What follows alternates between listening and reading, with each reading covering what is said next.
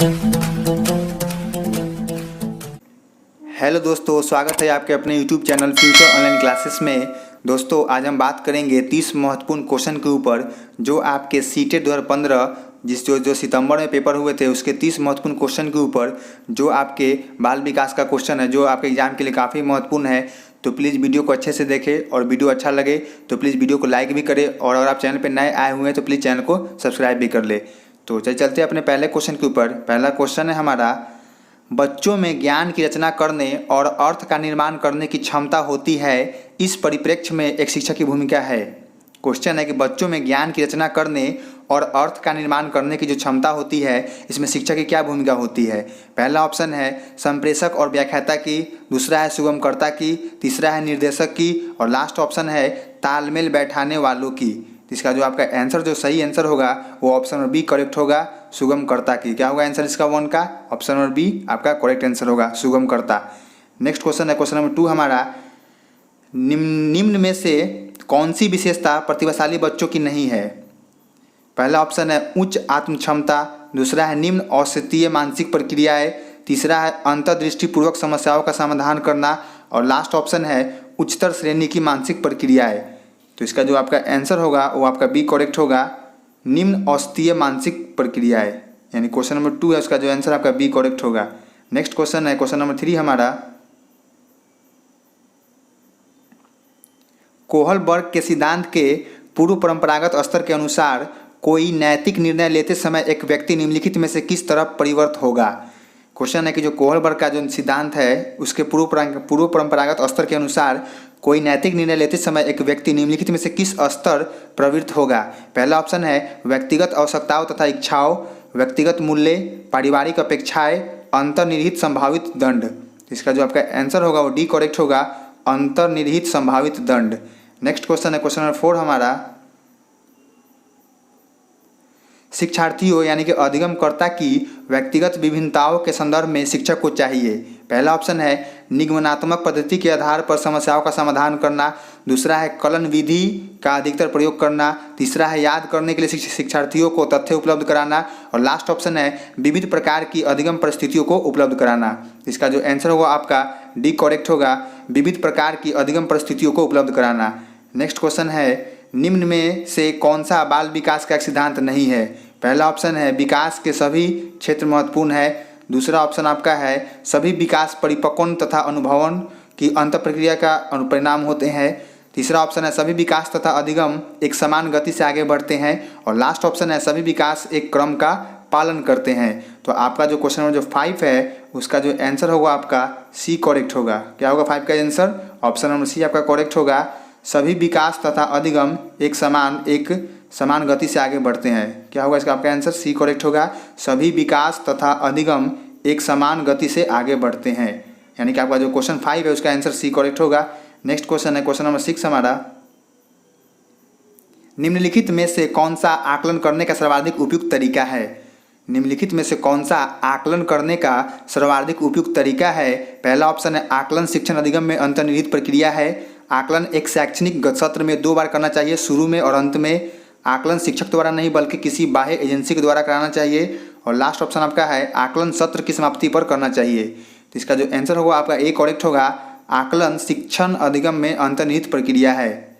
Next question है question number 7 हमारा, निम्नलिखित में से कौन सा सृजनात्मकता से संबंधित है, यानी कि निम्नलिखित में से कौन सा क्रिएटिविटी से क्या है रिलेटेड है। पहला ऑप्शन है अभिसारी चिंतन, दूसरा है सामयिक चिंतन, तीसरा है अहवादी चिंतन, आपका लास्ट जो ऑप्शन है वह क्या है? औपचारिक चिंतन। तो जो आंसर होगा इसका आपका डी करेक्ट होगा, औपचारिक चिंतन। नेक्स्ट क्वेश्चन है क्वेश्चन नंबर 8 हमारा,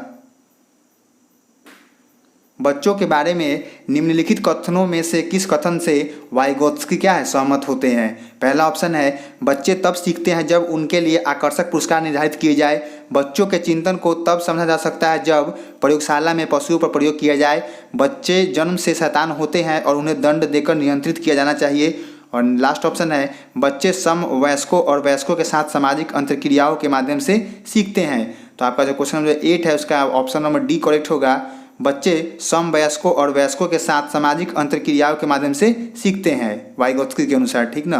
तो आपका जो क्वेश्चन नंबर 8 है उसका आंसर क्या होगा? डी करेक्ट होगा। नेक्स्ट क्वेश्चन है क्वेश्चन नंबर 9 हमारा, बच्चे चिंतन में वयस्कों की भांति ही होते हैं और ज्यों ज्यों वे बड़े होते हैं उनकी चिंतन में गुणात्मक वृद्धि होती है। रीते बर्तन के समान होते हैं जिसमें बड़ों के द्वारा दिया गया ज्ञान भरा जाता है। निष्क्रिय जीव होते हैं जो प्रदत्त सूचना को ज्यों की त्यों प्रतिलिपि के रूप में प्रस्तुत कर देते हैं। जिज्ञासु प्राणी होते हैं जो अपने चारों ओर की जगत को खोजने के लिए अपने ही तर्कों और क्षमताओं का उपयोग करते हैं। इसका जो आंसर आपका डी करेक्ट होगा। जिज्ञासी प्राणी होते हैं जो अपने चारों ओर के जगत को खोजने के लिए अपने ही तर्कों और क्षमताओं का क्या उपयोग करते हैं। नेक्स्ट क्वेश्चन है क्वेश्चन नंबर 10 हमारा,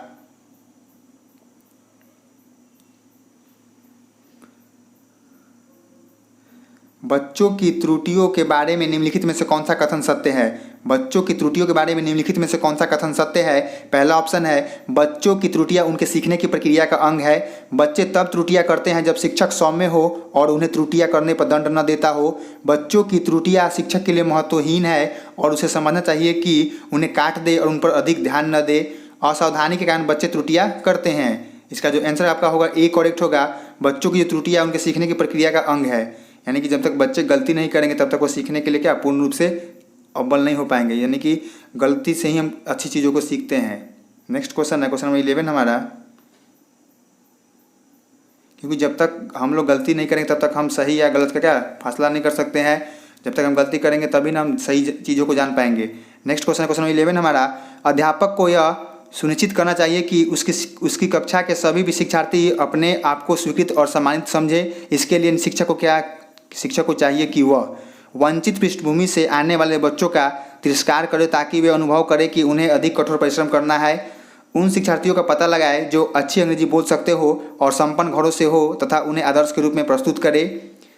अपने शिक्षार्थियों की सामाजिक और सांस्कृतिक पृष्ठभूमि की जानकारी प्राप्त करे और कक्षा में विविध मतों को प्रोत्साहित करे।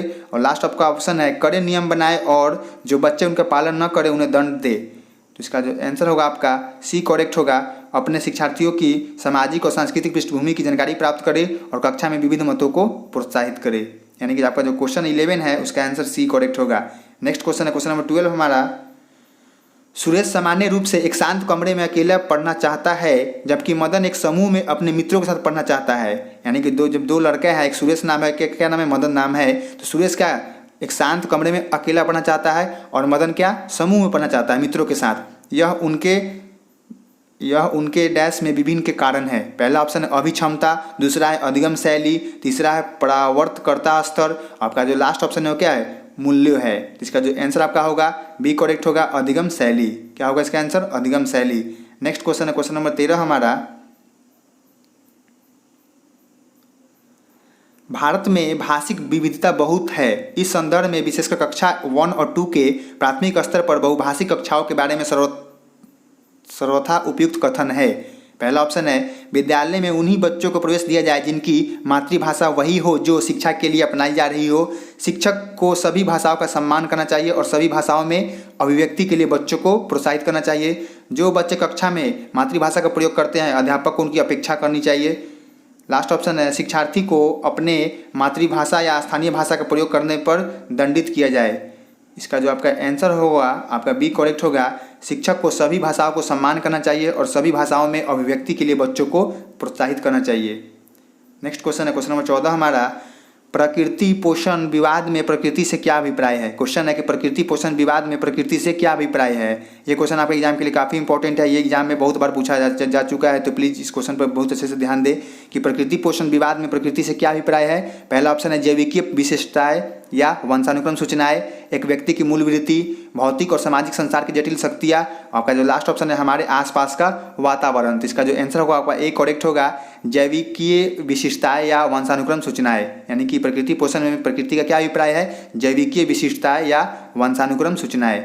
नेक्स्ट क्वेश्चन है क्वेश्चन नंबर 15 हमारा, जनसंचार माध्यम समाजीकरण का एक महत्वपूर्ण माध्यम बनता जा रहा है। जनसंचार माध्यम समाजीकरण का एक महत्वपूर्ण माध्यम बनता जा रहा है। पहला ऑप्शन है, नीचे दिए गए कथनों में से कौन सा सबसे उपयुक्त कथन है। पहला ऑप्शन है, समाजीकरण केवल माता पिता और परिवार के द्वारा किया जाता है। जनसंचार माध्यमों की पहुंच बढ़ी रही है और जनसंचार माध्यम अभिवृत्तियों, मूल्यों और विश्वासों को प्रभावित करता है। बच्चे संचार माध्यमों के साथ प्रत्यक्ष रूप से अंतःक्रिया नहीं कर सकते। संचार माध्यम पदार्थों के विज्ञापन और विक्रिय के लिए अच्छा माध्यम है। इसका जो आंसर आपका बी करेक्ट होगा। जनसंचार माध्यमों की बहुत पहुंच बढ़ रही है और जनसंचार माध्यम अभिवृत्तियों, मूल्य और विश्वासों को प्रभावित करता है।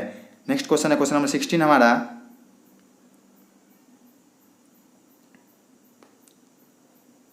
क्वेश्चन नंबर मिस है, इसमें 17 क्वेश्चन हमारा है। नेक्स्ट, प्राथमिक विद्यालय शिक्षक को अपने शिक्षार्थियों को अभिप्रेरित करने के लिए निम्नलिखित में से किस रणनीति को अपनाना चाहिए। प्राथमिक विद्यालय शिक्षक को अपने शिक्षार्थियों को अभिप्रेरित करने के लिए निम्नलिखित में से किस रणनीति को अपनाना चाहिए। पहला ऑप्शन है प्रत्येक गतिविधि के प्रेरक के रूप में प्रोत्साहन, पुरस्कार और दंड का उपयोग करना। बच्चों को उनकी रुचियों के अनुसार अपने लक्ष्य निर्धारित करने और उन्हें पाने के उद्यम में सहायता करना। पूरी कक्षा के लिए मानक लक्ष्य निर्धारित करना और उनकी उपलब्धि के आकलन के कठोर मानदंड निर्धारित करना। और लास्ट ऑप्शन का आपका ऑप्शन है प्रत्येक शिक्षार्थी में अंक लाने के लिए स्पर्धा को प्रोत्साहित करना। यानी जो क्वेश्चन आपका 17 है उसका आंसर आपका क्या होगा, बी करेक्ट होगा। बच्चों को उनकी रुचियों के अनुसार अपने लक्ष्य निर्धारित करने और उन्हें पाने के उद्यम में सहायता करना। नेक्स्ट क्वेश्चन है क्वेश्चन नंबर 18 हमारा। निम्नलिखित में से कौन सा समाजीकरण का एक प्रमुख कारक है। पहला ऑप्शन है कंप्यूटर, दूसरा है अनुवांशिकता, तीसरा है राजनीतिक दल। आपका जो लास्ट ऑप्शन है क्या है, परिवार। इसका जो आपका आंसर होगा आपका डी करेक्ट होगा, परिवार। यानी कि समाजीकरण का सबसे प्रमुख कारण क्या है, परिवार है। नेक्स्ट क्वेश्चन है क्वेश्चन नंबर 19 हमारा।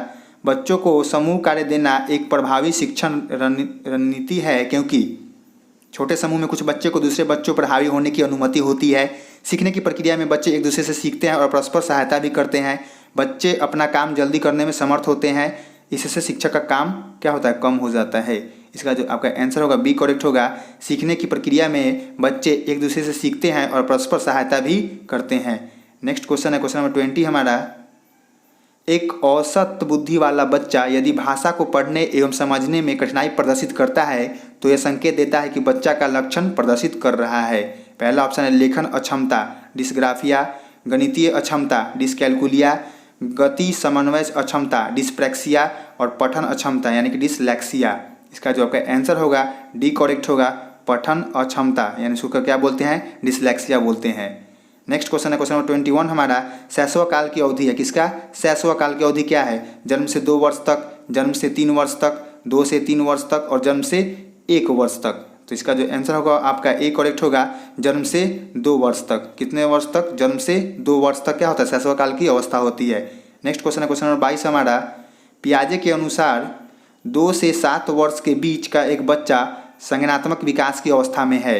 पहला ऑप्शन है औपचारिक संक्रियात्मक, दूसरा ऑप्शन है मूर्त संक्रियात्मक, संवेदी गतिक और पूर्व संक्रियात्मक। इसका जो आंसर होगा आपका डी करेक्ट होगा, पूर्व संक्रियात्मक। क्या होगा इसका आंसर, पूर्व संक्रियात्मक। ऑप्शन नंबर डी करेक्ट होगा किसका, क्वेश्चन नंबर 22 का। नेक्स्ट क्वेश्चन है क्वेश्चन नंबर 23 हमारा। विकास डैश से डैश की ओर बढ़ता है, यानी कि विकास किधर से कहाँ की ओर जाता है।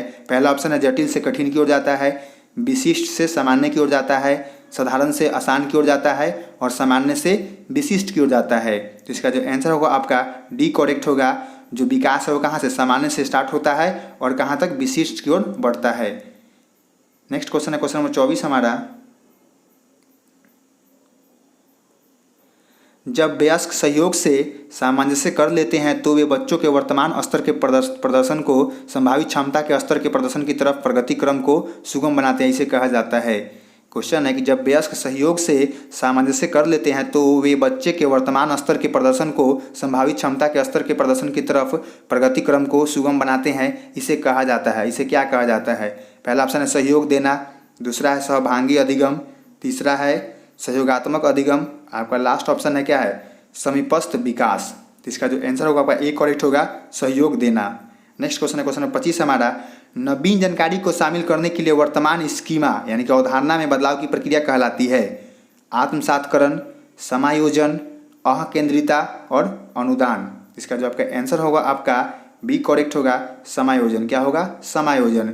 नई जानकारी को अपने स्कीमा में क्या लाना क्या कहलाता है, समायोजन कहलाएगा। कौन सी प्रक्रिया कहलाएगा, समायोजन कहलाएगा, समायोजन। यानी कि ऑप्शन नंबर बी करेक्ट होगा 25 का। नेक्स्ट क्वेश्चन क्वेश्चन नंबर 26 हमारा। मध्य बाल्यावस्था में भाषा डैश के बजाय डैश अधिक है, यानी मध्य बाल्यावस्था में भाषा मतलब किसके किसके बीच के क्या अधिक है। सामाजिकृत, अहंकृत, जीववादी समाजीकृत, परिपक्व, अपरिपक्व और अहकेंद्रित समाजीकृत। तो जो 26 का जो क्वेश्चन है उसका ए करेक्ट आंसर होगा सामाजिकृत और अकेंद्रित। नेक्स्ट क्वेश्चन है क्वेश्चन नंबर 27 हमारा, बाल केंद्रित शिक्षा में शामिल है बच्चों का एक कोने में बैठना, प्रतिबंधित परिवेश में अधिगम, वे गतिविधियां जिनमें खेल शामिल नहीं होते, बच्चों के लिए हस्तपरक गतिविधियां। यानी इसका जो आंसर है डी करेक्ट होगा, बच्चों के लिए हस्तपरक गतिविधियां। नेक्स्ट क्वेश्चन है क्वेश्चन नंबर 28 हमारा,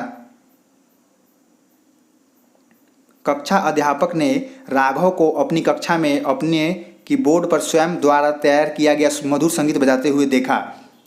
कक्षा अध्यापक ने राघव को अपनी कक्षा में अपने कीबोर्ड पर स्वयं द्वारा तैयार किया गया मधुर संगीत बजाते हुए देखा। कक्षा अध्यापक ने विचार किया कि राघव में किस चीज़ की वृद्धि उच्च स्तरीय थी। पहला ऑप्शन है शारीरिक गतिबोधक, दूसरा है संगीतमय, तीसरा है भाषाई और आपका जो लास्ट ऑप्शन क्या है स्थानिक। तो इसका जो आंसर आपका बी करेक्ट होगा, किस चीज़ का, संगीतमय। नेक्स्ट क्वेश्चन क्वेश्चन 29 हमारा, जब एक शिक्षक यह समझता है कि स्वाभाविक रूप से लड़के गणित में लड़कियों से अच्छे हैं। जब एक शिक्षक यह समझता है कि स्वाभाविक रूप से लड़के गणित में लड़कियों से अच्छे हैं, यह दर्शाता है कि अध्यापक लिंग यानी कि लिंग पक्षपाती, शिक्षाप्रद, सही दृष्टिकोण वाला और नीतिपरक। इसका जो आंसर आपका ए करेक्ट होगा, क्या होगा, लिंग पक्षपाती। यानी कि ऐसा कुछ नहीं है कि अगर लड़के अच्छे मैथ बनाते हैं तो लड़कियों को मैथ नहीं आता है, ये एकदम गलत है टीचर के रूप में। क्योंकि क्लास में वर्ग में सभी एक समान होते हैं, गर्ल्स हो या बॉयज, सभी के अंदर अपने अपने टैलेंट होते हैं और सभी का अपना अपना मतलब तरीका होता है कुछ भी चीज़ करने का या बनाने का। तो ऐसा कुछ नहीं कि गर्ल्स को नहीं आता है मैथ और बॉयज को अच्छे से आता है। जो पढ़ेगा उसे अच्छे से आएगा, जो नहीं पढ़ेगा उसे नहीं आएगा। तो इसका जो क्या हुआ, टीचर कैसा है, वो लिंग पक्षपाती करता है क्लास में। तो ये एकदम सरासर क्या है, गलत बात है। नेक्स्ट क्वेश्चन है क्वेश्चन नंबर 30 हमारा, और ये आपका लास्ट क्वेश्चन है आज का। समावेशी शिक्षा मानती है कि हमें डैश को डैश के अनुरूप बदलना है। पहला ऑप्शन है व्यवस्था, बच्चे, दूसरा है परिवेश, परिवार, बच्चे, परिवेश और बच्चे, व्यवस्था। इसका जो आंसर होगा ए करेक्ट होगा, बच्चे, व्यवस्था। यानी कि समावेशी शिक्षा मानती है कि हमें व्यवस्था को बच्चे के अनुरूप क्या करना है, बदलना है। यानी कि समावेशी शिक्षा में क्या है, सभी बच्चों को समान अवसर दिया जाए और व्यवस्था को कैसे, बच्चे के अनुरूप बदलना है। यानी कि बच्चा जिस तरह का चाहते हैं उसी तरह का शिक्षा उनको देना चाहिए। तो ये था आपका 30 महत्वपूर्ण क्वेश्चन जो आपके सीटेट 2015 सितंबर में जो हुए थे उसमें के एग्जाम में आए हुए क्वेश्चन है। तो प्लीज़ अगर अच्छा लगा हो वीडियो तो वीडियो को लाइक कर दे और चैनल पर नए थे तो प्लीज़ चैनल को सब्सक्राइब भी कर दे। धन्यवाद।